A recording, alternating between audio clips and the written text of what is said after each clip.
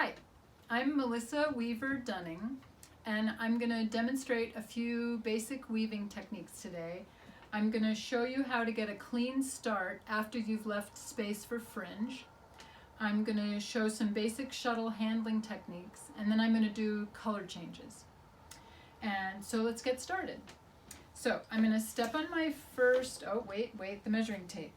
Okay, I always weave with a measuring tape around my neck. I want to leave 12 inches of open warp for my fringe, and I don't need to put any packing material in there. It will be just fine loose and by itself. So I've got my thumb on 12 inches. I'm going to move that to where I can feel the edge of my weaving that I finished before, and this is where I want my new start to be, is right here. And I'm just going to set this shuttle here to help that stay where I want it. So I'm going to open up my shed, throw the shuttle. I'm going to hold the tail of my yarn and throw the shuttle. I'm going to just let it fall there. And I'm going to tuck this thread around a few selvage threads and just let it lie. Without beating, I'm going to step on my next shed, send the shuttle through, tidy it up just a bit at the edge, just a little tension there. Step on my third treadle, throw the shuttle, tidy that up just a bit, add a little tension there, and right about like that. And then I'm going to beat these 3 picks and just squeeze until I get to where my tape measure is, right there. So these 3 picks have locked together. I have a nice clean start, and it's exactly where I want it to be. So that's my fresh start. And now I'm going to throw my 4th pick, and we're ready to weave. So, basic shuttle handling. I like to weave with an open hand. I want to hold my shuttle in such a way that I can throw it and catch it without changing my hand position. And I personally, if I'm not working with an end feed shuttle, I like to work with an open bottom shuttle, but this technique can be done with a closed bottom shuttle as well. So I'm going to throw my shuttle. My goal is to get it all the way across with one motion. So I throw it across, I catch it with the other hand, I stop the motion on the bobbin with my fingers underneath, and I give that, oh dear, hang on. One detail. I have to change my shed first. All right, so I'm going to throw this shuttle across, catch it, stop the motion of the bobbin with my fingers, give a little bit of a tug just to seat the edge of that weft thread at this selvage. I'm not going to touch my selvages. I'm going to beat on the open shed and change to the next shed with the beater at the fell, and then open that up and start over. So here I go again. I'm going to throw that shuttle, give a little tug, beat, change my feet, open it up and throw, give a little tug, beat, change my feet, and do it again. And my goal is to be able to weave quickly and efficiently, and to have my thread come off the shuttle very, very evenly. Now this method of beating on the open shed and changing with the beater at the fell will give you much smoother selvage edges. It's very difficult to break the habit of fiddling with your selvages, but I'm confident you can do that if you want to. So it's worth a try. So I'm just going to put in 4 more picks of this color. 1, 2, 3, and 4. And now I'm ready to change colors.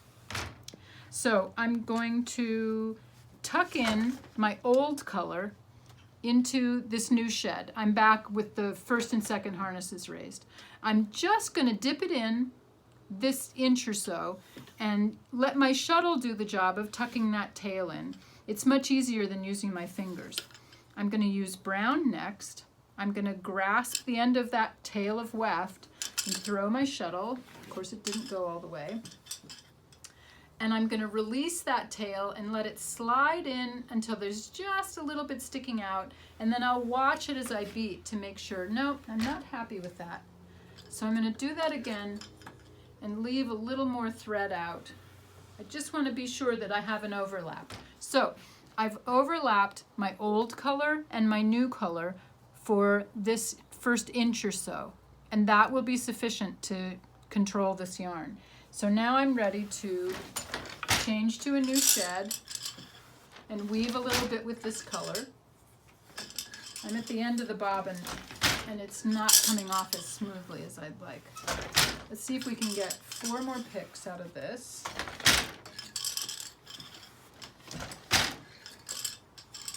When I really want is 12 picks of this. So we might as well change bobbins while we're at it, because that's another part of this. Yeah, well, we might make it. Okay, just enough. So I'm done with this color. I'm ready to change again. I go to my new shed and I just dip the shuttle in to let the shuttle do the job of tucking that tail in. And I'm ready for this color. I grasp the end of it, throw the shuttle, and leave about 2 inches right now, and then watch it as it goes in to make sure I've got enough.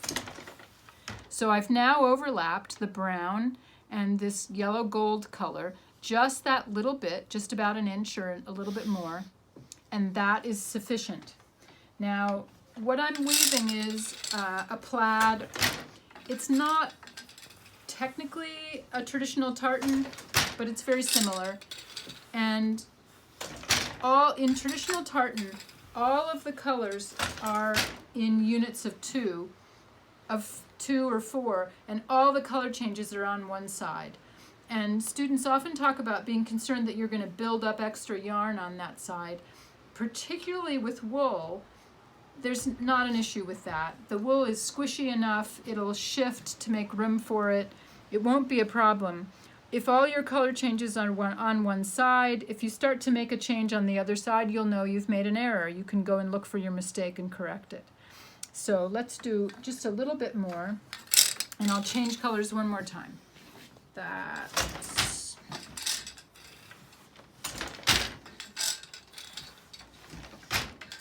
3 and 4, and let's do it one more time.